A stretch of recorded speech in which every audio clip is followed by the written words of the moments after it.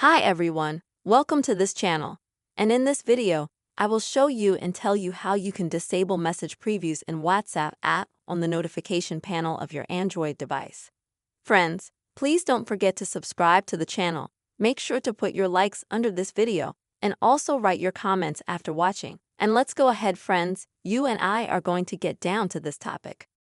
First of all, you will need to open the WhatsApp app itself on your device. Now at the top, on the right side, tap on the three dots. Next, select Settings. Next, you'll need to swipe a little bit here and select Privacy. In Privacy, swipe down and select the option to block apps. If you don't have this feature enabled, then you need to enable it by activating this button